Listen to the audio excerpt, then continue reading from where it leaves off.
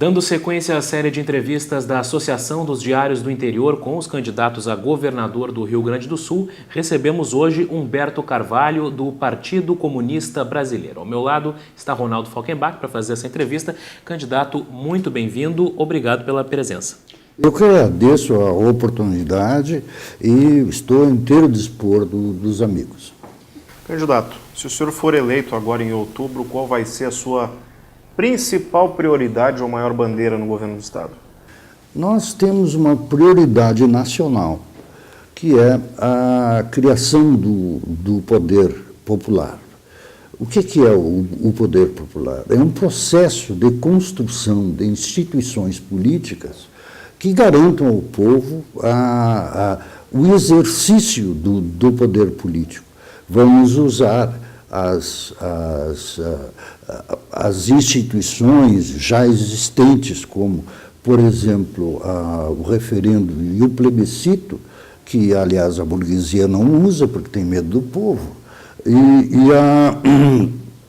e no processo de construção devem surgir espontaneamente outras instituições, mas especificamente ao Rio Grande do Sul existem problemas peculiares, como, por exemplo, a questão da dívida, e a que nós precisamos enfrentar. Bom, o senhor falou sobre ouvir o povo e no ano passado nós tivemos uma passagem histórica para o país, que foram as manifestações de junho, que ainda continuam até hoje em menor grau, mas aqui e ali ainda acontecem. E de que forma o seu governo vai responder a essa insatisfação generalizada com a política e com o poder público que ficou expressa nas ruas, candidato? Nós entendemos que as manifestações de junho para cá representam um divórcio entre as aspirações populares e a política e os políticos tradicionais. Como nós não somos políticos tradicionais no sentido de representantes da burguesia, que tem mais interesses em acumular privilégio do que resolver problemas, nós achamos que a relação vai ser diferente.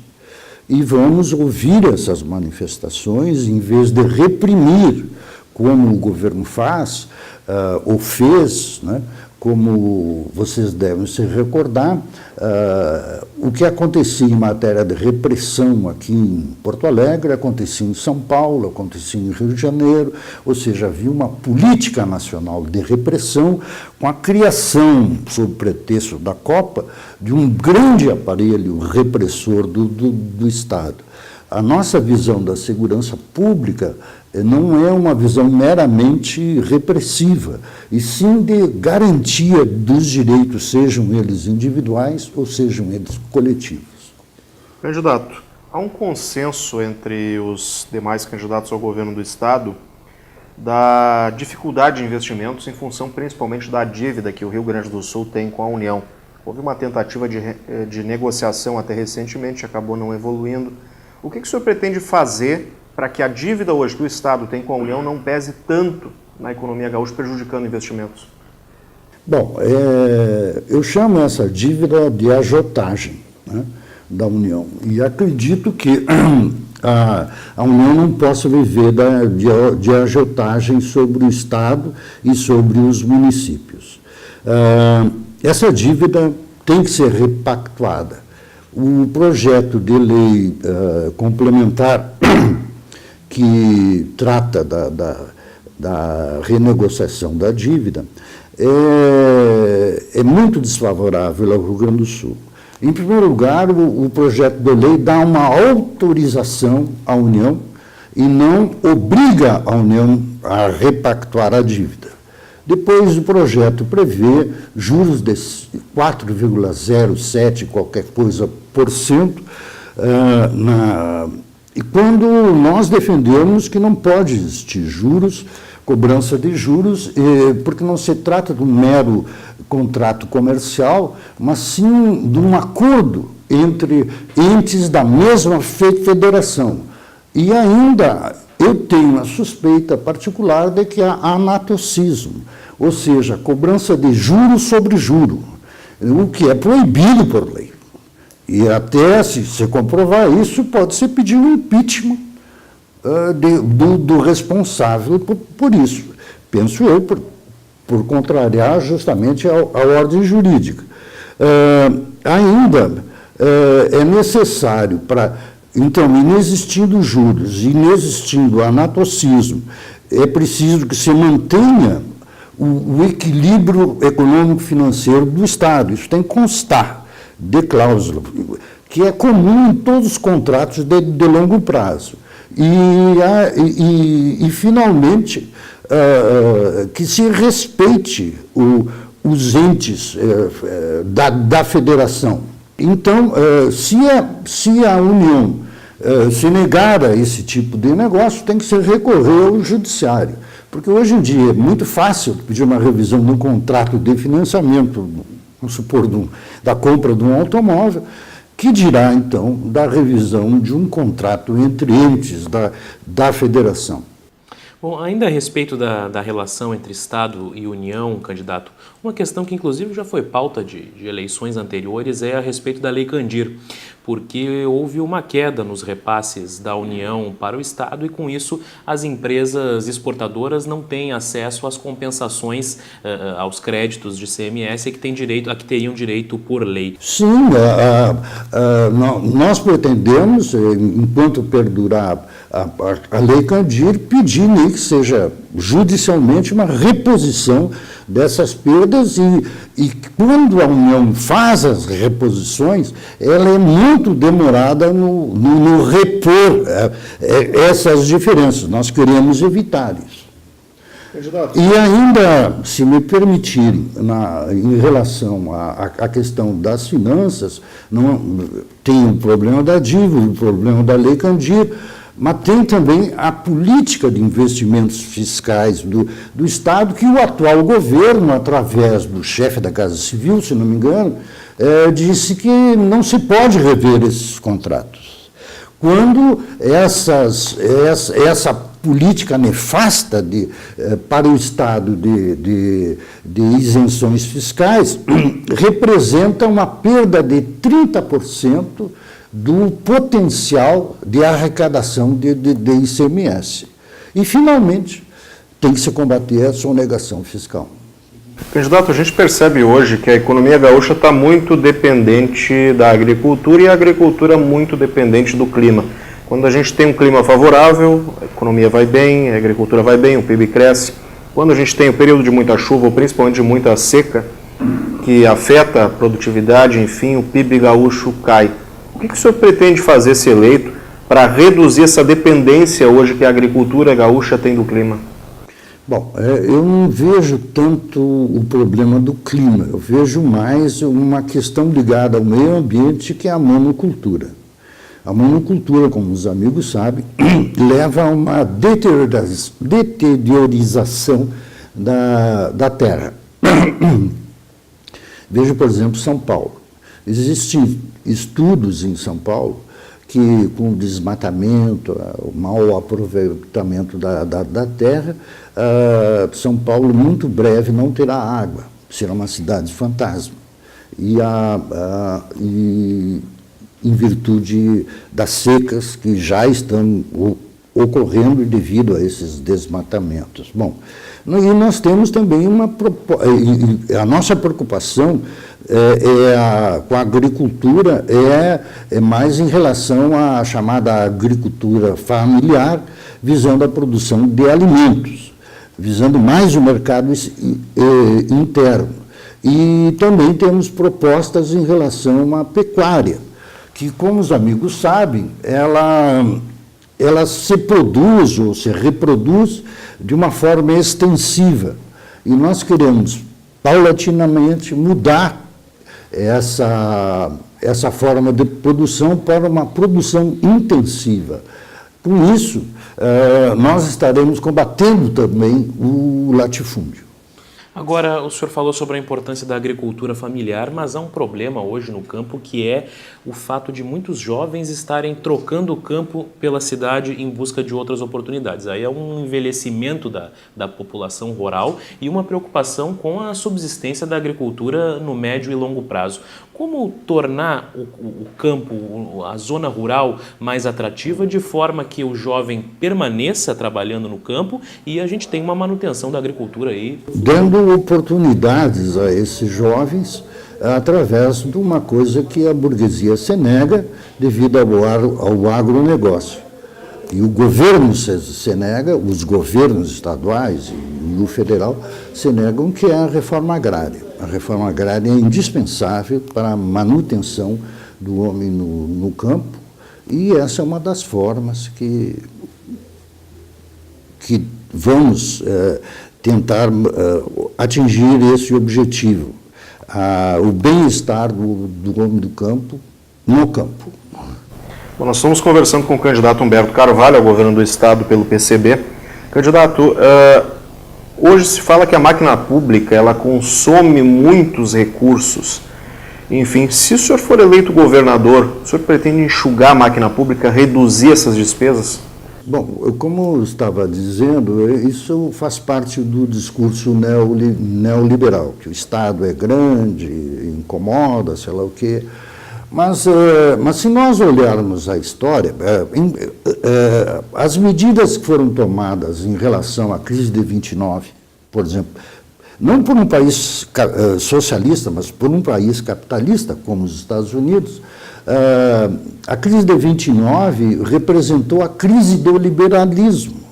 E a administração Roosevelt, quando foi eleita em 33, fez uma grande modificação, ainda que dentro dos quadros do capitalismo, através da intervenção do Estado na economia, e todo mundo sabe que, após a Segunda Guerra Mundial, os Estados Unidos tornou-se a primeira potência econômica do mundo. Em países onde não houve sinalização de mudança do liberalismo, como a Alemanha, em 1933 assumiu Hitler, e deu no que deu. Então, é indispensável a intervenção do Estado na economia, especialmente como regulador e de uma maneira toda especial em relação aos investimentos financeiros. Porque essa crise de 2008, que é a fase aguda da crise sistêmica do capitalismo, se deu em grande parte pela falta de controle sobre o sistema financeiro. Qual a sua posição em relação aos programas de transferência de renda, candidato? Há hoje programas em funcionamento no Estado, como o RS Mais Igual, que é uma complementação ao Bolsa Família. Se o senhor for eleito, esses programas vão ser mantidos, vão ser expandidos? Qual a sua posição? Sim, entendo que, em caráter emergencial, esses programas devem ser mantidos. Mas nós precisamos buscar uma melhor redistribuição de renda. Porque, veja, se nós estamos em crise, se houvesse, por exemplo, um aumento generalizado de salários, que é a primeira fase de uma distribuição de riqueza, haveria mais consumo, né?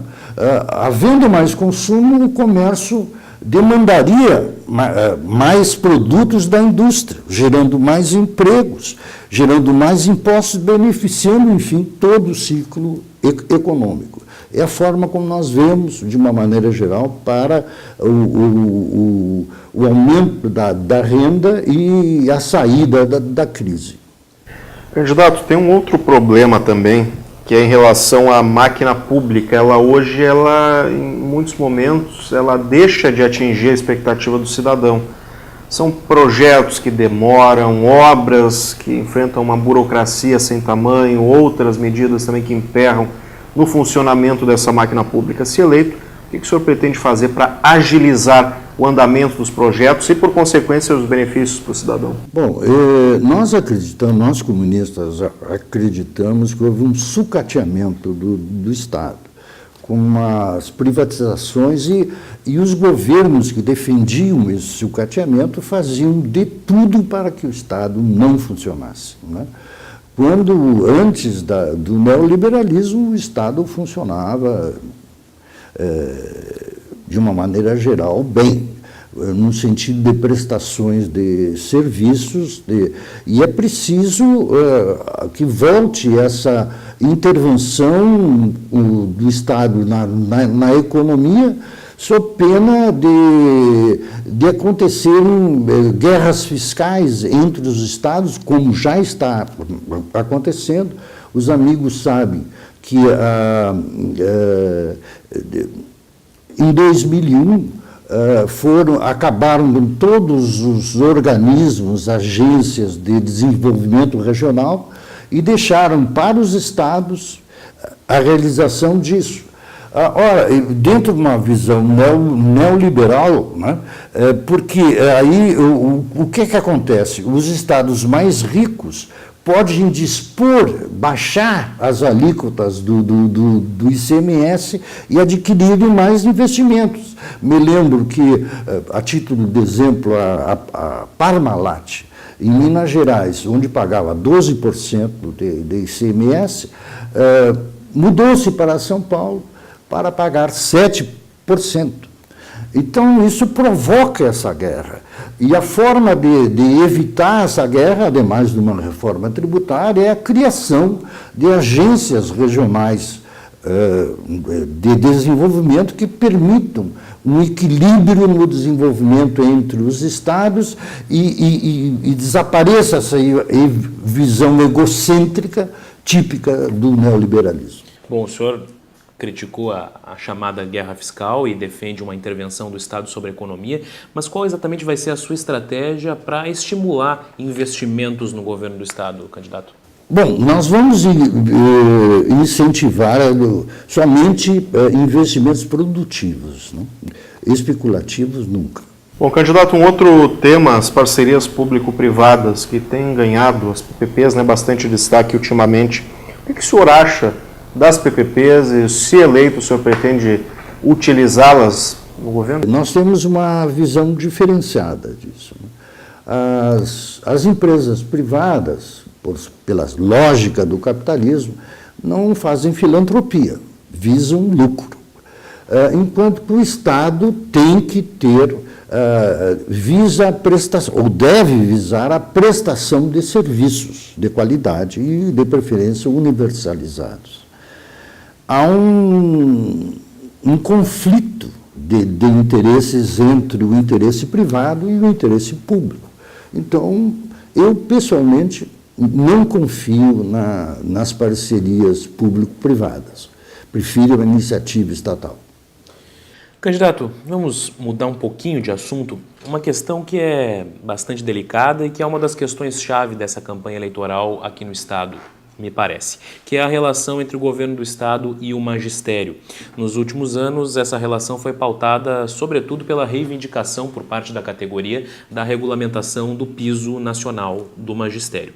O governo ainda não fez essa regulamentação e alega que o indexador previsto na lei torna a lei inviável na prática. Se o senhor for eleito, será possível pagar o piso da forma como a lei está hoje? E já lhe pergunto qual é o compromisso que o senhor assume em termos de política salarial com o magistério. Bom, não só com o magistério, mas com os servidores em gerais, de dar ganhos reais aos servidores, mas particularmente ao magistério, de pagar o piso nacional. É preciso fazer esse esforço e, para isso, o outro eixo da nossa campanha é a chamada economia popular, que, em vez de se pedir empréstimos a agências estrangeiras, que quase sempre fazem exigências para pior de modificação das carreiras dos servidores, de modificação da previdência do Estado, sempre para pior, nós pretendemos criar mecanismos de autofinanciamento do Estado através, por exemplo, de poupança dos gaúchos, poupança feita por pessoas físicas, pequenos e médios empresários, e que seja uma fonte alternativa de receita para o Estado. Candidato, ainda sobre essa questão envolvendo o funcionalismo, a gente tem hoje o Instituto de Previdência do Estado com uma série de problemas, por exemplo, o descredenciamento de médicos que estão se afastando do sistema, alegando que recebem muito pouco, de outro lado a população que fica desassistida, enfim. O que o senhor pretende fazer em relação ao IP? Bom, em relação ao IP, a primeira coisa é fazer com que o IP fique sob o domínio da categoria dos servidores. Ou seja, o presidente do IP não vai ser nomeado pelo governador, será indicado mediante eleição pelos servidores. E o IP sairá do Caixa Única, né?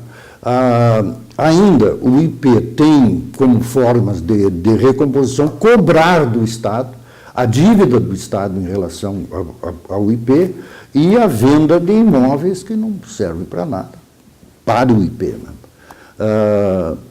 Penso ainda, mas realmente vou adiantar uma coisa que não está estudada, um cálculo autuarial. Para aumentar a renda do IP, a parte da saúde, oferecer para todos os cidadãos rio-grandenses que eu acho que pagariam com bom grado por uma boa assistência médica. Candidato, uma outra questão bastante polêmica e delicada dessa eleição é estradas, né? O ano passado, o governo tomou a decisão de encerrar os contratos de pedágio, os polos rodoviários que estavam desde a década de 90 sob concessão privada, criou a empresa gaúcha de rodovias, houve uma redução na tarifa de pedágio, mas essa medida ainda é, de certa forma, controversa na medida que existe críticas ao atendimento que a EGR vem dando às estradas. Se o senhor for eleito, a EGR vai ser mantida ou qual vai ser o modelo que o senhor pretende adotar para gerir a utilização dos serviços públicos do Estado, visando que há um grande déficit de asfaltamento nas nossas estradas e utilizar, sem terceirizações, o nosso DAIR, os nossos servidores. E o pedágio continua também? Não. Sem pedágio, já pagamos impostos suficientes para as nossas estradas. Não pode haver desvio de verba para financiar empresas privadas. Candidato Humberto, uma outra questão é a saúde, né? A gente sabe hoje que o Estado não investe aqueles 12% que são estabelecidos, os municípios precisam investir 15% no mínimo, tem alguns que investem mais, chegam a perto dos 30% de investimentos na área da saúde, que compromete, claro, as finanças das prefeituras também. Se eleito, o que o senhor pretende fazer para aumentar a quantidade de investimentos do Estado no setor? A grande preocupação nossa é com a saúde do trabalhador, que é a grande maioria da população. Vocês vejam, por exemplo, que no Estado as condições de trabalho são, comparadas com São Paulo, são muito mais nocivas.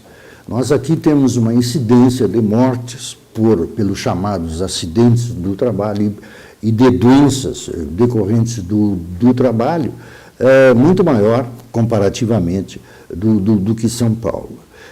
Vejam, por exemplo, na construção dos estádios da Copa, morreram 8 operários, segundo notícias da imprensa. E o que fez o governo federal? Mandou parar, não digo a obra do total do Estado, mas aquele setor onde ocorreu o acidente? Não. Ou seja, a vida e a saúde do trabalhador não valem nada para esse governo que quer o continuismo. O senhor falou sobre a construção de hospitais regionais e a gente sabe que hoje há hospitais por todo o estado que estão afogados, com UTIs lotadas ou superlotadas, sem leitos suficientes, sem condições de atender as demandas dos municípios. A sua estratégia para minimizar essa situação é hospitais regionais? O que mais? E tentar aumentar os postos de saúde, né? Candidato, vamos falar um pouco sobre segurança pública. A gente percebe hoje que há, segundo os próprios órgãos de segurança, uma defasagem muito grande, né, de soldados, de homens. A Brigada Militar se cogita em torno de 10 mil que faltam. Porto Alegre está pedindo 2 mil homens para reforçar a segurança pública, enfim. O que o senhor pretende fazer para recuperar esse número de policiais que o Estado perdeu ao longo desses últimos anos? Nós achamos, antes de mais nada, necessário mudar a forma como se vê a segurança pública. Ocorre que estamos acostumados, devido aos governos das elites, da burguesia, a reduzir a segurança pública à repressão criminal.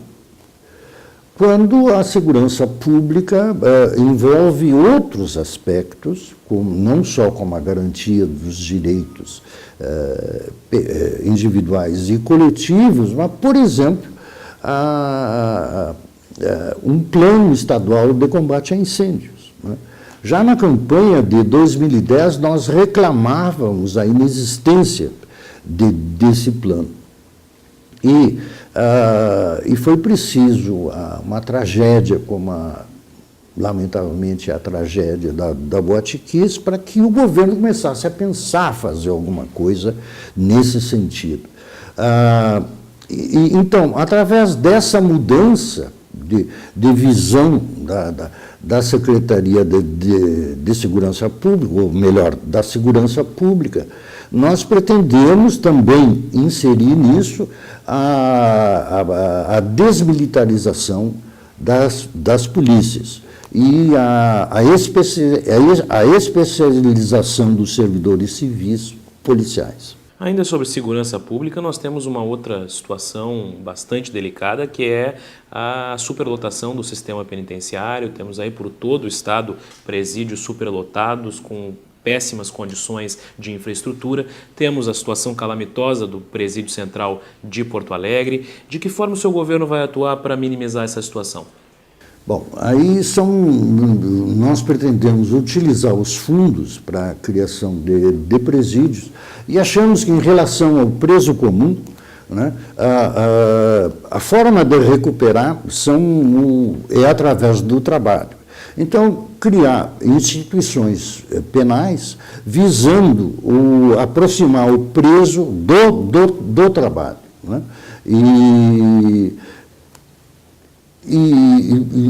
E não penalizar, preciso dizer isso, os movimentos políticos, os movimentos sociais, como está acontecendo hoje em dia. Candidato, tem um outro ponto, até voltando a uma das perguntas lá no início, em relação ainda aos protestos do ano passado, um dos temas principais levantados foi o transporte, né, a elevação da passagem, o peso que a passagem tem hoje para quem precisa se deslocar todos os dias, no caso de um trabalhador. Na sua avaliação, o Estado tem condições de agir para reduzir o valor da passagem ou mesmo subsidiar o valor da passagem para o trabalhador? Eu acredito que sim. A nossa visão desses movimentos é que eles começaram com essas reivindicações parciais, mas a tendência é buscar uma ampliação dessas aspirações, visando mecanismos de democracia direta e semidireta, ou seja, o povo decidindo sobre os seus destinos. E aí cabe aos governos obedecer essas decisões. Candidato, nós vamos para a fase final da nossa entrevista com questionamentos que foram encaminhados pelos veículos associados à Associação dos Diários do Interior, tratando de algumas demandas regionais. Começando pela região centro-oriental, uma pergunta encaminhada pelo Jornal do Povo de Cachoeira do Sul. Qual a sua proposta de desenvolvimento para as cadeias produtivas de arroz e soja no Rio Grande do Sul e que tipo de investimento será necessário o Estado participar? Eu já disse que a nossa preocupação vai ser com a agricultura familiar. A produção de grãos, tipo monocultura, não terá apoio,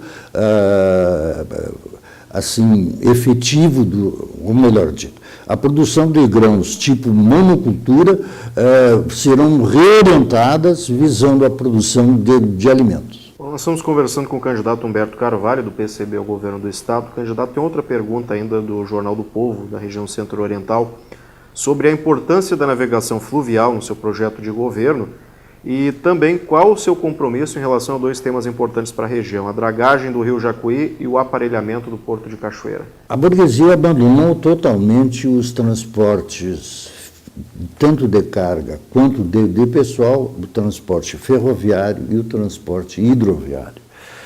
Sei que é necessário um grande investimento do Estado para modificar esse quadro. Mas é um compromisso, e a opção que a burguesia fez pelo transporte rodoviário, que é o mais caro de todos, ademais de ser mais caro, ele é poluente, né? Então, todo o investimento no sentido de modificar esse quadro, nós vamos fazer. Candidato, uma questão da região Nordeste, jornal Folha de Caxias, diz que a Serra Gaúcha tem problemas de infraestrutura que prejudicam a logística da distribuição da produção agrícola e metalmecânica. E aí ele pergunta que, se eleito governador, qual o seu compromisso em relação a 3 demandas: a duplicação da Rota do Sol, entre Caxias do Sul e Lajeado Grande, a duplicação da RS 122, entre Caxias e São Vendelino, e o aeroporto regional de Vila Oliva. Bom, a nossa preocupação em relação à infraestrutura diz mais respeito à questão do saneamento. Veja uma cidade como Porto Alegre, por exemplo, que tem um serviço próprio de água e esgoto, ela trata os dejetos de esgoto, de tudo que é produzido, só 11%. Né? Então, a nossa preocupação maior no que diz respeito à infraestrutura, ademais das estradas, é o saneamento. Candidato, tem uma pergunta agora da região metropolitana, jornal Ibiá. Relata que o Vale do Caí não tem sido priorizado em projetos de infraestrutura rodoviária, o que deixa a região em posição de desvantagem na comparação com outras regiões gaúchas. Há também o projeto de duplicação da RS 240 entre Portão e Montenegro, mas DAER e EGR não se entendem sobre o assunto. Também o problema da 287, ligação da região central com a região metropolitana, que carece de investimentos, já que o DAER não atua na obra, ou no local, né, para recuperar a estrada. E a pergunta, o que o senhor pretende em relação ao DAER e o que é possível fazer para melhorar a infraestrutura dos 200 mil habitantes do Vale do Caí? Bom, cabe ao DAER, no nosso entender, o planejamento, a proposta de planejamento de uma melhor estruturação das nossas estradas. Dentro desse planejamento vão ser estabelecidas prioridades.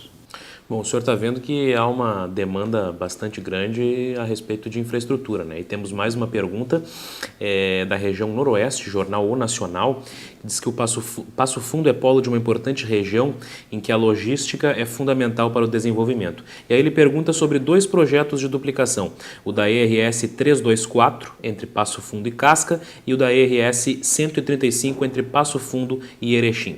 Eu acho que já respondi anteriormente.